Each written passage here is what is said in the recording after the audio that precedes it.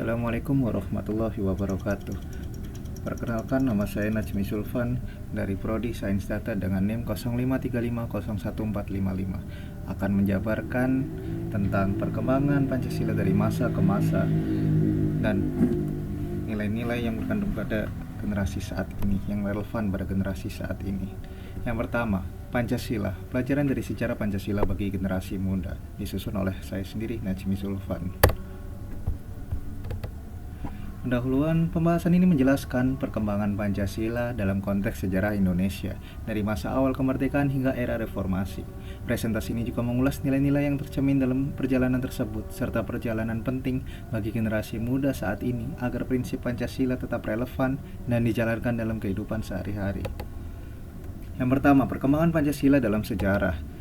Pada awal masa kemerdekaan, Pancasila menjadi dasar negara yang menegaskan persatuan dan kemerdekaan Indonesia. Nilai utama seperti ketuhanan, kemanusiaan, dan persatuan menjadi landasan bagi bangsa dalam menghadapi tantangan pembentukan negara baru dan membangun identitas nasional yang kuat. Pada masa Republik Indonesia Serikat, Pancasila menghadapi tantangan dengan adanya sistem federal yang sempat memecah kesatuan negara.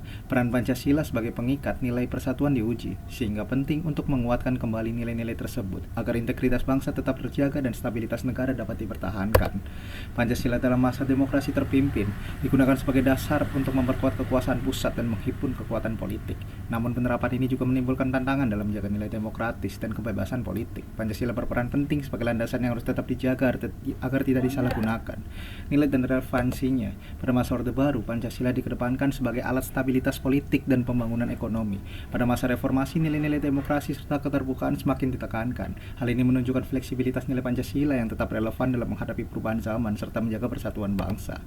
Refleksinya terhadap pelajaran sejarah mengajarkan pentingnya nilai persatuan, keadilan, dan demokrasi. Generasi muda dapat mengambil pelajaran bahwa penerapan nilai-nilai Pancasila harus selalu adaptif namun konsisten untuk membangun bangsa yang kuat, adil, dan berkeadaban.